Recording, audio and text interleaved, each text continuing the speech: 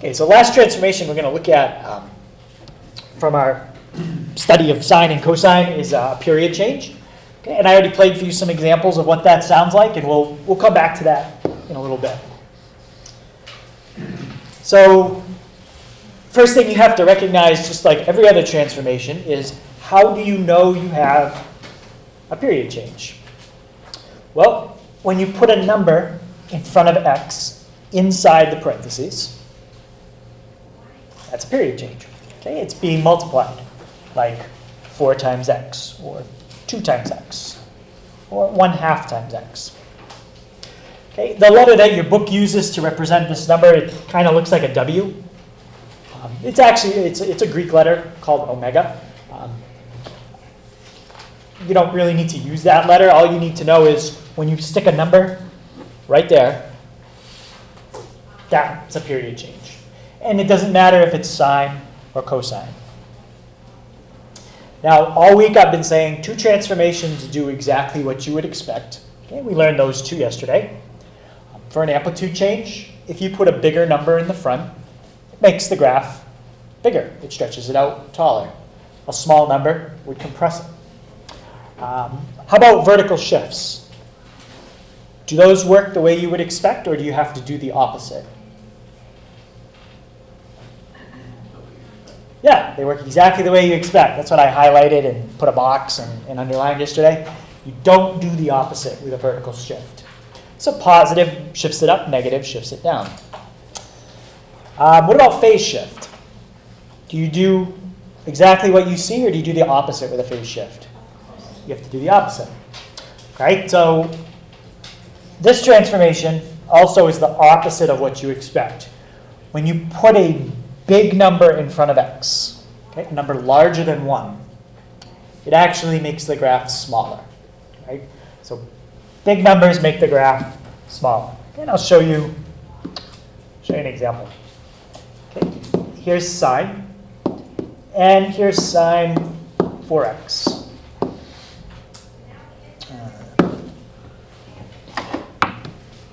Okay, so you're looking at the original, and in red you're going to see the new one. So it compressed it. The bigger that I make this number, okay, for example, if I made this an 8, if I doubled it, it would double the amount of compression that I have right now. Okay, so that's the original again. And that's sine 8x. Okay, so we're compressing. Bless you. If you put a number that's smaller in front of x, what do you think a smaller number is going to do? It's going to stretch it. So I'm not going to do I'm not going to do cosine 2x. You could do that one after. But let's do 0.5x. Okay, so there's the original. And in red is sine 0.5x. Okay, so notice it stretched it out. Right, so that's something we want to keep in mind. Okay, this one does the opposite. Bigger numbers make it smaller. Smaller numbers stretch it out longer. And we're stretching and compressing along the x-axis. So that should give you a pretty good idea when I ask you what column is going to stay the same and what column is going to change. You should know the answer to that. Okay, and just to summarize what I already told you, if the number in front of x, which again your book uses that Greek letter omega, but basically if the number in front of x is larger than 1, that compresses the graph. If the number in front of x is between 0 and 1, like a fraction, 1/2 or 1/3, then it's going to stretch the graph. What we're not going to do at this time is deal with negatives. With an amplitude change, we did. We talked about what a negative does. Does anybody remember what, basically in one word, if you have an amplitude change and you put a negative, what does the negative do? Flips it. Well, a negative here would also cause a flip. It's just we don't have really enough time to get into all the different things that could happen. Okay, so we won't be dealing with negatives inside the parentheses in front of x.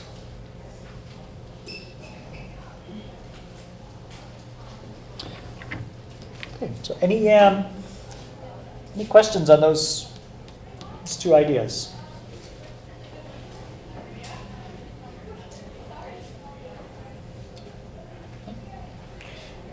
All right, so since we are stretching and compressing the graph, we are changing the period. Okay, so normally when we set up that table, okay, we had our x values.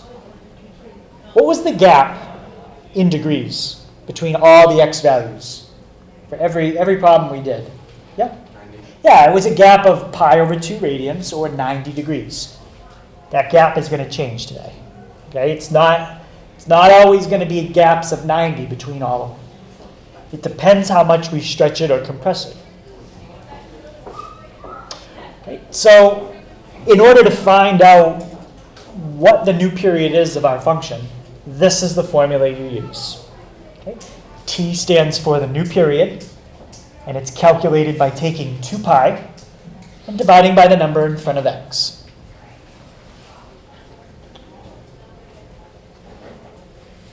Right, so now that gives us another kind of question I can ask you on the test that's not a graphing question.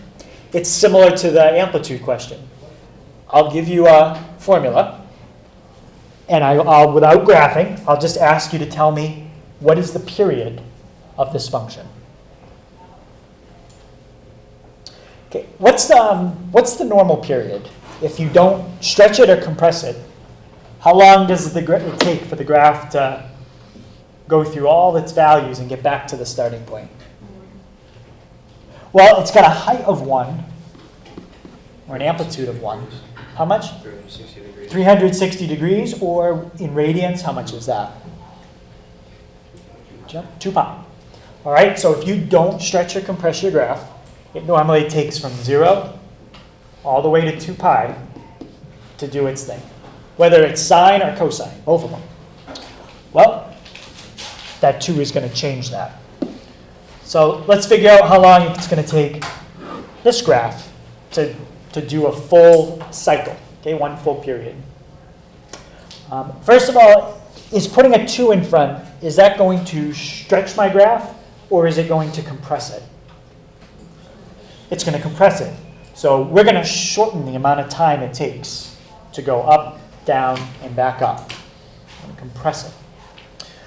Okay, and the way I figure out what the new period is going to be, it's 2 pi divided by the number in front of x. What's the number in front of x this time? 2. So what is my new period? Pi, or 180 degrees. So now, instead of having to go all the way from 0 to 360 to do its thing, it's going to do it from 0 to 180. So this graph would look something like this. It's been compressed to do its whole thing between 0 and pi. Okay, not changing the height. Not doing anything to the height, just compressed it. Okay, any questions on that?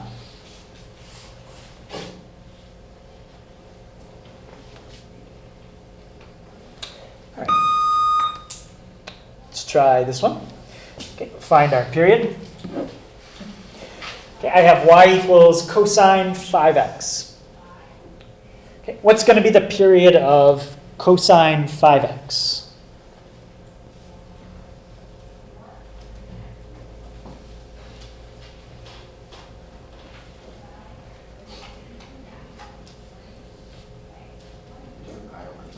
Yep, 2 pi over 5. Did that compress, John, or stretch? Compressed. More than the other one? More than the first one, or less? Yeah, a lot more. Right? Second one was compressed by a factor of 5, so you compressed it 5 times as much. The top one was just compressed by a factor of 2. Okay, but that's your new period. 2 pi over 5. You don't change it to a decimal, you just leave it just like that. Okay, any questions on that one? Okay, the mistake that a lot of people will make is they'll tell me the period here is 5. Okay, period's not 5. 5 is just the number in front of x. Okay, 5 is just that. Okay, it's the denominator of your period, but it's not the period. Okay, so to make sure you don't make that mistake, especially if it's a multiple choice question. Always have to put that number as the denominator. All right. And lastly, let's do sine 1/4 x. Okay, Paige, if you compared this one to just the regular sine function, is this going to stretch or compress? Yeah, when you put a small number, it makes it bigger. That's going to stretch. In fact, it's going to stretch 4 times as much.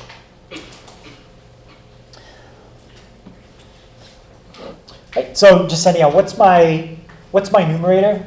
2 pi. 2 pi. And how about my denominator? 1/4. Yeah, 1/4.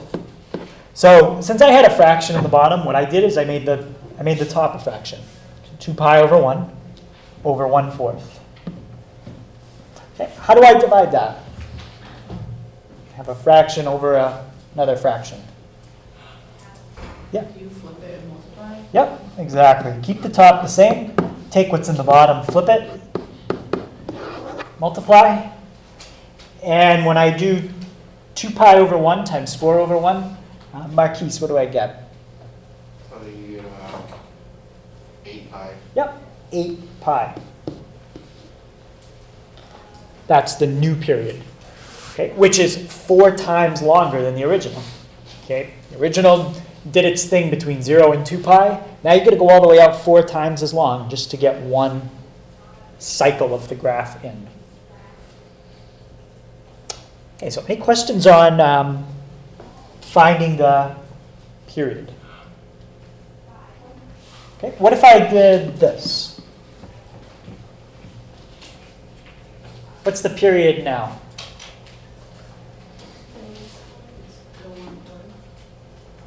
Careful, 1/4 is just the denominator of the period.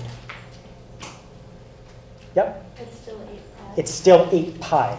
Okay, there's no change in the period by putting a +3. What does that +3 do? Yeah, it shifts it up 3, but that has no effect on the period. What if I put a 3 in front of sine? What's the period now? Still the same thing. What does that 3 in front do? Stretches it which way? Vertically. That changes the amplitude. So if I asked you what's the amplitude of this one, now you would say 3. Okay? But those two numbers I added have no effect on the period. Okay, so I would not ask you to graph something like this because it has 3 things in it. A period change, a vertical shift, and an amplitude change. Okay, I said we're only going to graph one at a time. But I would give you a problem like this and say, find the period or find the amplitude. So you have to know what number you're looking for.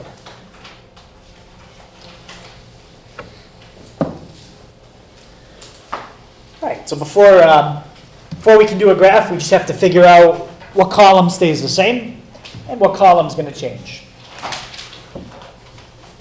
So we are stretching and compressing along the x-axis.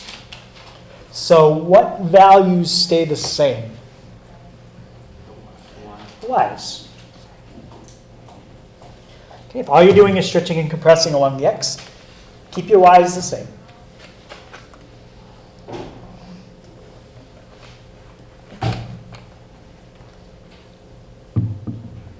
So if the y's are going to stay the same, the x's will change.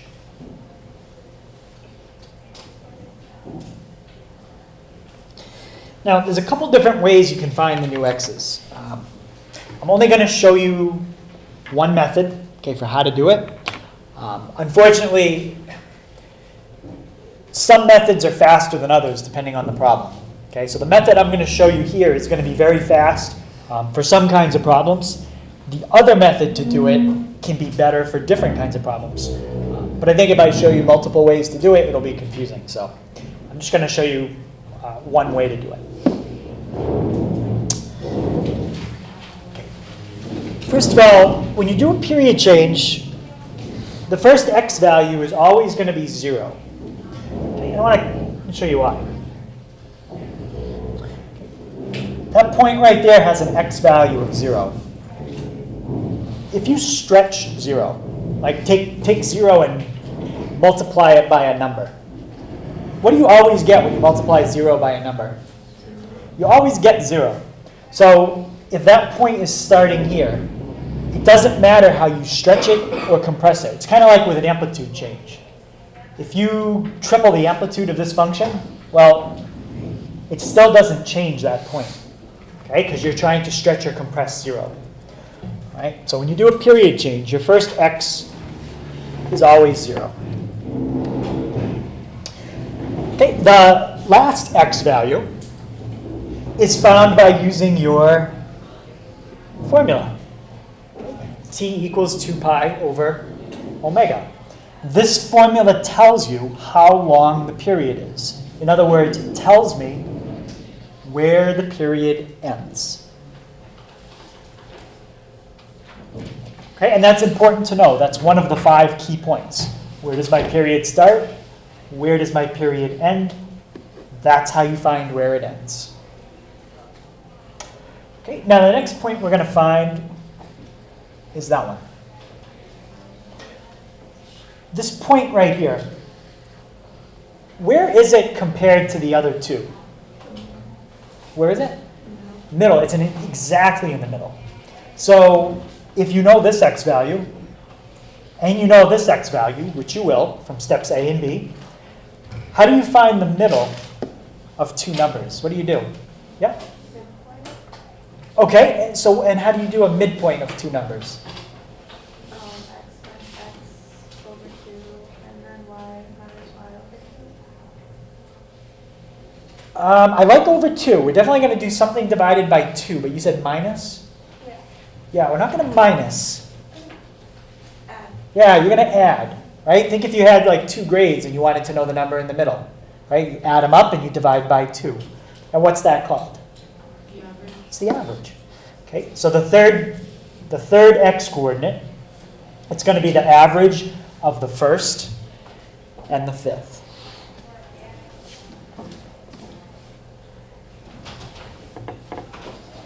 Okay, so that's our third x coordinate. And now, pretty much using the same kind of reasoning, you can find the second and the fourth. Okay, how do you think you would find the second x coordinate? Just any? The average between the first and the third. Right, you got to take the first and the third and average those together. Okay, and it's the same kind of reasoning for the fourth x coordinate. Okay, average the third and the fifth.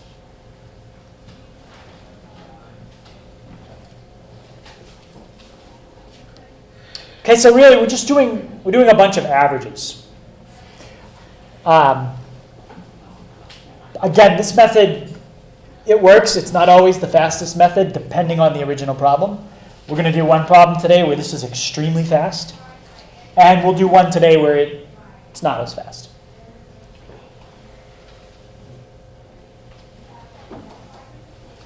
Okay, and if you read your book or go online, you can learn the other method if you rather do it that way, but I'm not going to show it to you here.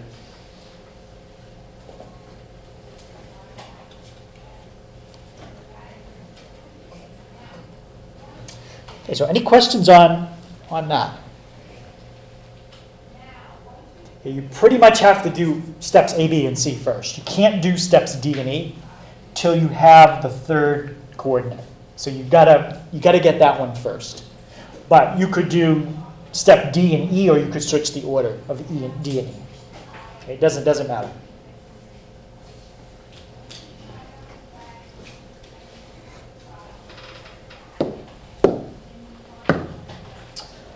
All right, so let's try to graph y equals sine 2x.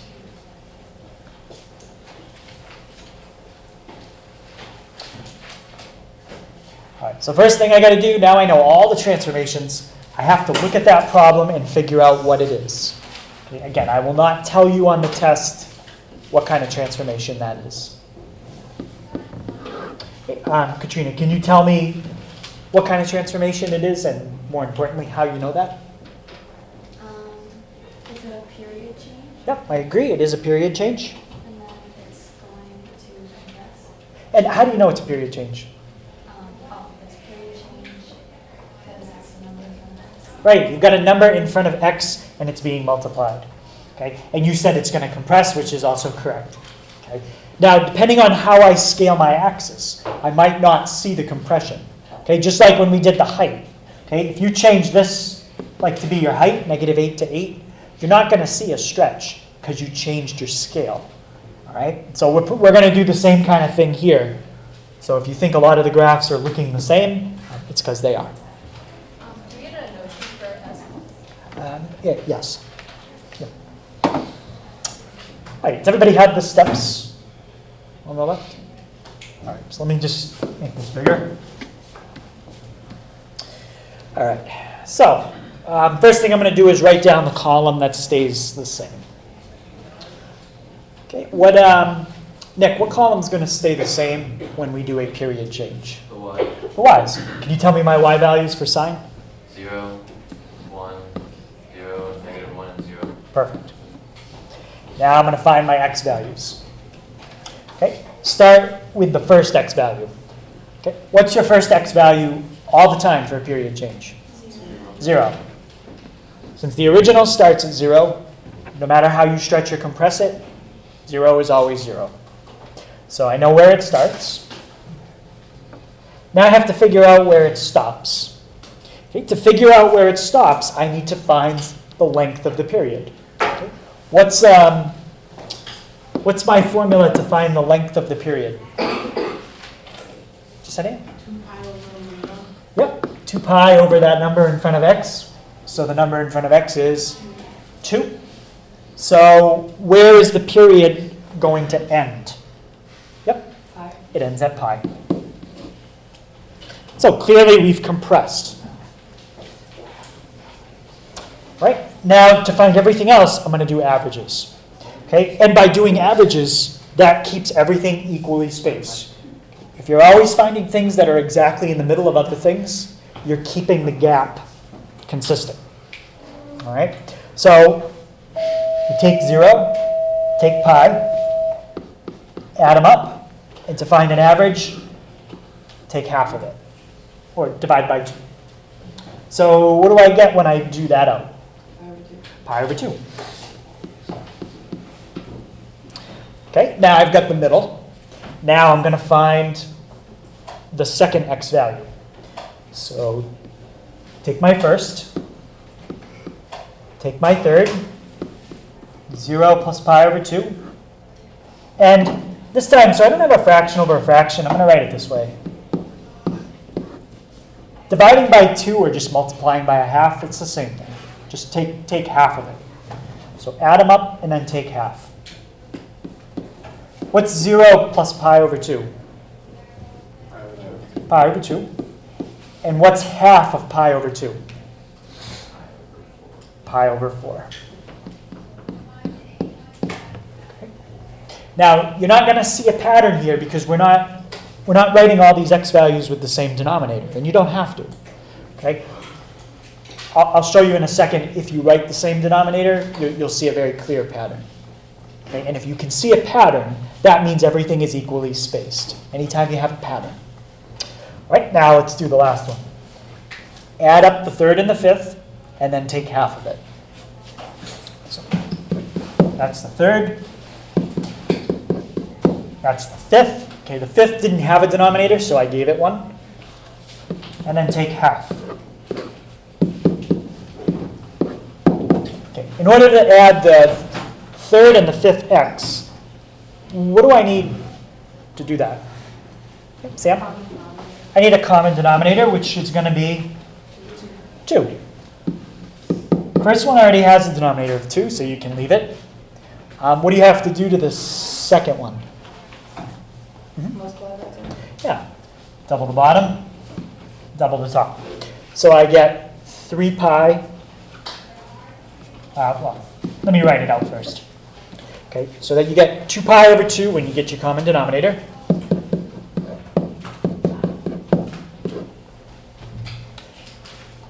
Add them up, you get 3 pi over 2. And now, because you're an average, you don't just add them up, then you take half, or divide by 2. So what's half of 3 pi over 2? 3 pi over 4. Now, again, these numbers don't look like there's a pattern, but watch if you write them all with a denominator of 4. Okay, so off to the side, when I'm writing in green, just watch this part, okay?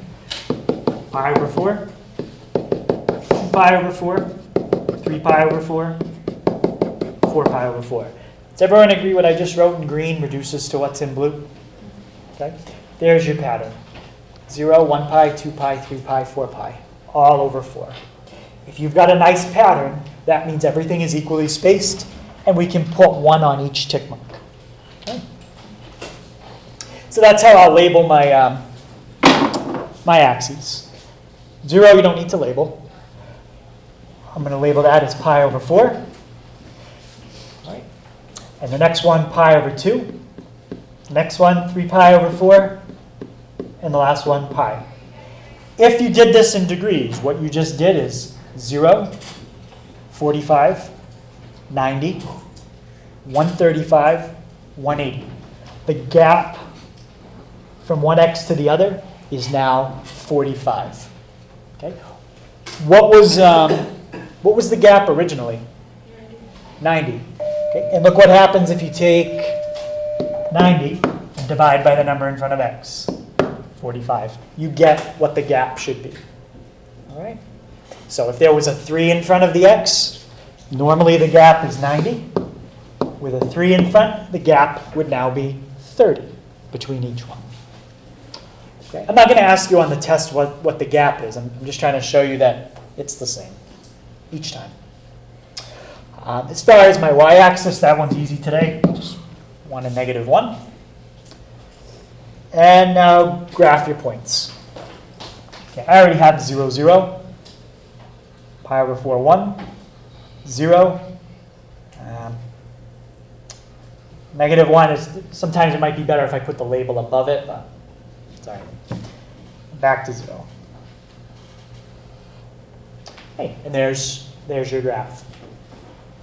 Okay, the original, let's see if I can stretch this, I'm not sure. No, doesn't let me just stretch in one direction. Otherwise I'd show you. Okay, but the original would be just stretched out twice as long. Okay, so any questions on that one?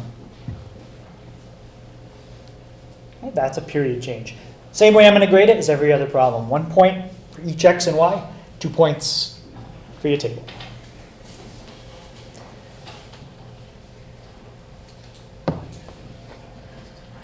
All right, let's try cosine 1/4 x.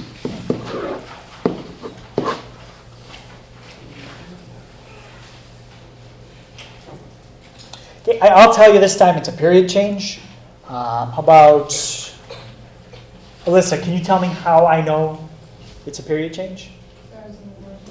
Yep, you got the number in front of x. Okay, right in front of it. Okay, because it's a period change, Eric, what column stays the same? Y's. And can you tell me my y values for cosine?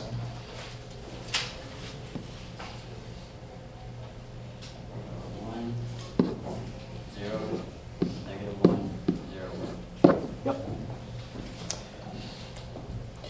Okay, first x value for a period change, don't think too much about it, is always, yep, always 0.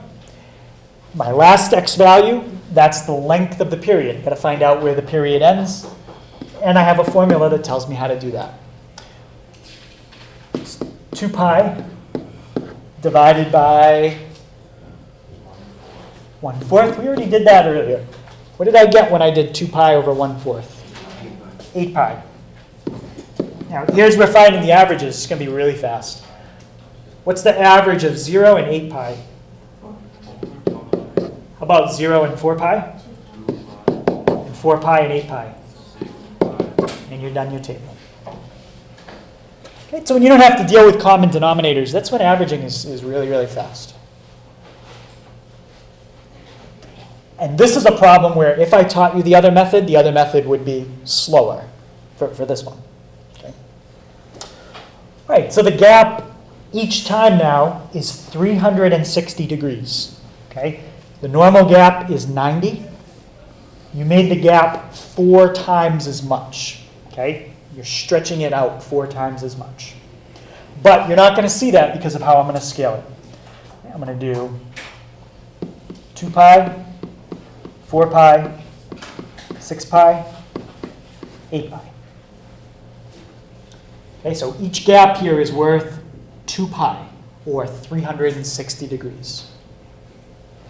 Okay, that's 1 and negative 1. And do your graph. 1, 0, negative 1, 0, back to 1.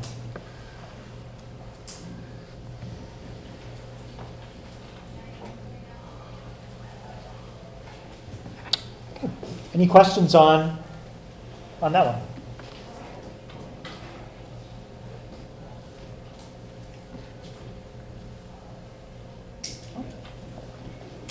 All right, so the last one we'll do as a period change is sine of pi over 2x. Okay, so this time it looks like we have kind of a messy number for the value in front of x, but actually having this value, this is going to be the nicest graph we've done all week. Okay, and you'll see why when we start to go through it. Okay, so set it up.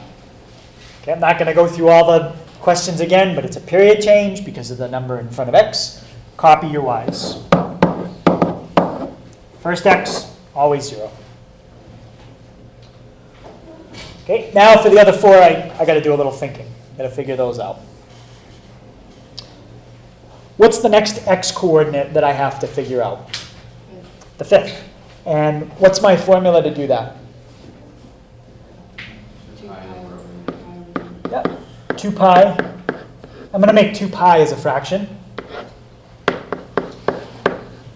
Only because omega was a fraction as well. All right, we've had this before. How do I take 2 pi and divide by a fraction? Flip the second one and multiply. What happens when I multiply these together? Pi's cancel. The pi's cancel. And what do I get for an answer? 4. So the period here is 4 radians long. There is no pi. Okay, it's just a nice number, 4 radians. So what's halfway between 0 and 4? 0 and 2, 2 and 4. You're done your table. Okay, so that's your table. And now in terms of labeling our x-axis, I think this is the one that's going to be the clearest to see that you're keeping the gap consistent. 1, 2, 3, 4. Each gap is worth 1. 1 radian. Okay, highest value 1, lowest negative 1. Just graph your points. 0, 1, 0, negative 1, back to 0.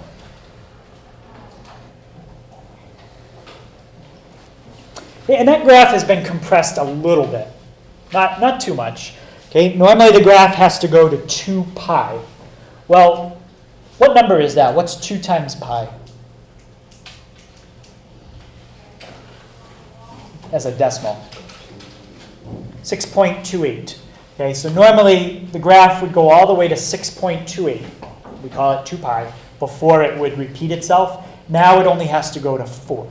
So it's compressed a little bit, not a lot. Okay, any questions on that one? No? All right, so let's take a look at a couple different things we can do with sound frequencies. So I already showed you one today, a high-pitched sound. And generally, people don't like to hear certain frequencies of sound, whether it's like a really high-pitched sound or maybe a combination of two sounds played together. Sometimes certain sounds are used to get your attention. Okay, like a sound that sweeps through different frequencies. That's like a police siren. That's a pretty distinct sound you hear. So they use sounds for all different kinds of warnings, and they also use sounds for weapons too. Okay, so I'm going to show you an example of what's called a long-range acoustic device. Anyone ever heard of that? Besides if you're in my class, or okay, they call it an LRAD. And basically what it is it's like a laser beam for sound. Okay, so you picture like a laser beam. If you point it at something, if you're standing off to the side, it doesn't really affect you because a laser beam is it's very focused. Right? It's not like a flashlight, which is it spreads out the light pretty much everywhere. Right? This is how an LRAD works. It's like a special speaker where they can aim it in a certain direction. And if I was aiming it at you and I was outside where the sound can't bounce off the wall, I wouldn't be affected by it. So I could use it, aim it at you, and only people in front of the speaker are affected, not behind it. Okay? So it's basically a directional speaker. So I'll show you an example of a video where they use this in situations.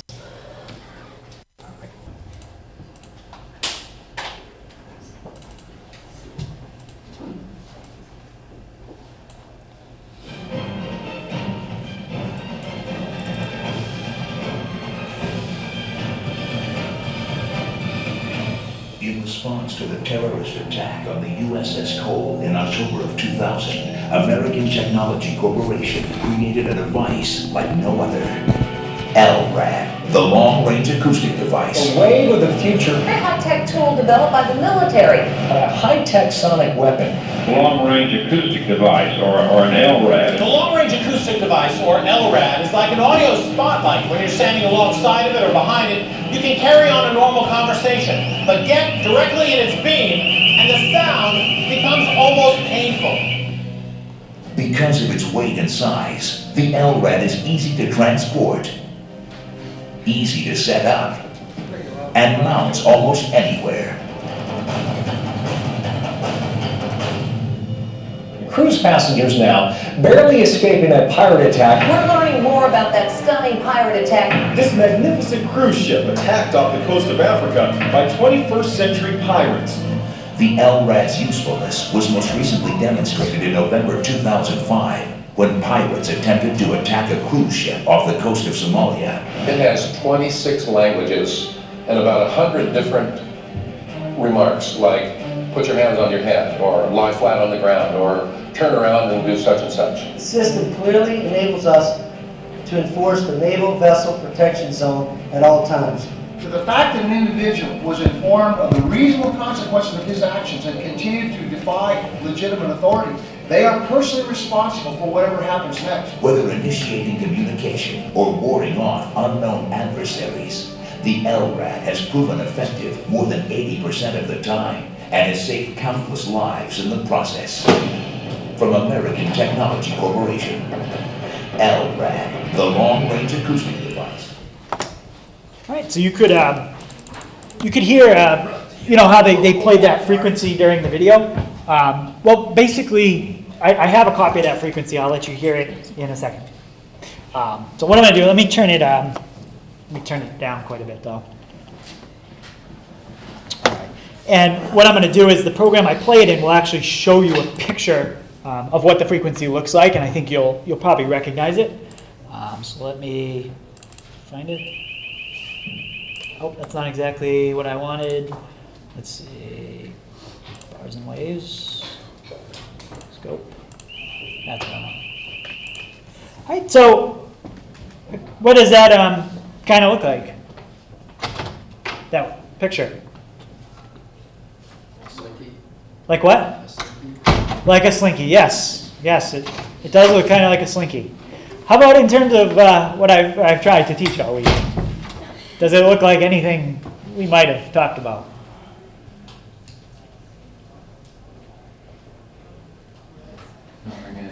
Not ringing any bells? That, maybe if I make it a little bigger, does that look like anything? Doesn't look like a sine wave? Or a cosine wave? You guys are a tough audience. So if we take a look at this, right? No? Maybe? Kind of? So anyway, it is. It's like a sine or a cosine wave. All right? So that frequency, it's a couple frequencies because you can hear the sound kind of like oscillating. And of course, with this kind of speaker, this is an omnidirectional speaker, so it sends the sound in every direction. But I'm sure if you heard that sound, 20 times louder than that aimed right at you, you would probably want to get away from it. So that's basically the way it's used. They can use it to disperse a crowd because people don't want to be near it. And if you do stay in the beam of it and it's loud enough, it can cause deafness. So the next video shows a guy talking about it. And somebody's actually using the device on a helicopter. So you'll see it in a second.